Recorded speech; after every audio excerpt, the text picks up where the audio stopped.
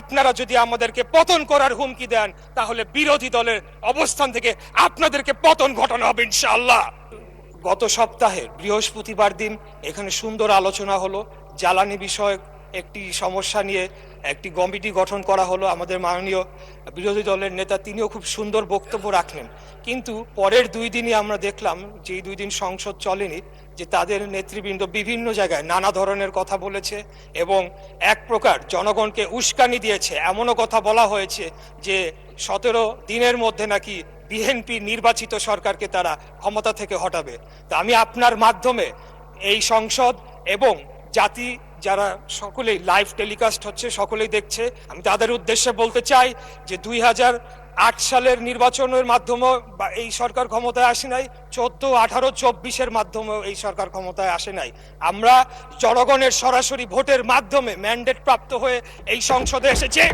আমাদেরকে যদি কেউ হুমকি ধামকি দিয়ে মনে করে সরকার পতন করবে, আমি আপনার মাধ্যমে মাননীয় সংসদ নেতার উদ্দেশ্যে বলতে চাই, আপনি খালি হুকুম দিবেন, ইনশাআল্লাহ বিগত দিনে আপনার নির্দেশ প্রাপ্ত হয়ে আমরা যেভাবে রাজপথে অবস্থান করে জনগণের ভোটের অধিকার প্রতিষ্ঠা করার জন্য আন্দোলন সংগ্রাম করেছি, একইভাবে খুনি হাসিনাকে পতন করার জন্য আমরা যেভাবে আন্দোলন সংগ্রাম করেছি, আমাদেরকে যদি হুমকি দেওয়া হয় তাহলে সম্মানিত বিরোধী দলের প্রতি সম্মান রেখেই বলছি, আপনারা যদি আমাদেরকে পতন করার হুমকি দেন তাহলে বিরোধী দলের অবস্থান থেকে আপনাদেরকে পতন ঘটানো হবে ইনশাআল্লাহ।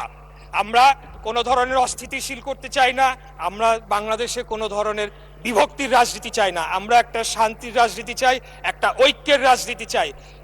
আমরা যদি বিগত 24 সালে যারা শহীদ হয়েছেন তাদের প্রতি যদি আমরা সম্মান প্রদর্শন করতে চাই তাহলে আমাদেরকে একে অপরের প্রতি সম্মান প্রদর্শন করতে হবে এবং সকলে মিলেমিশেই আগামী দিনে বাংলাদেশকে পরিচালনা করতে হবে।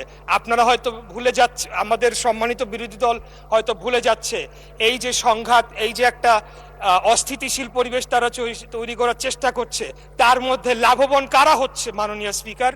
তার মাধ্যমে লাভবান একমাত্র ফ্যাসিবাদের যারা দোসর, যারা পলাতক রয়েছে, তারাই লাভবান হবে। আর তারা যদি আবার কোনোভাবে বাংলাদেশে ফেরত আসে তাহলে কি অবস্থা করবে যারা তাদের বিরুদ্ধে আন্দোলন করেছে, লড়াই করেছে, সেটা আমি আপনার মাধ্যমে আমি প্রশ্ন রাখতে চাই। তাই আমি আর যেহেতু সময় সংক্ষিপ্ত, সময় বাড়ানোর আবেদনও করব না। ইনশাল্লাহ 5 বছরের জন্য নির্বাচিত হয়েছি, আরো সুযোগ পাবে কথা বলার, ইনশাল্লাহ কথা বলে যাব।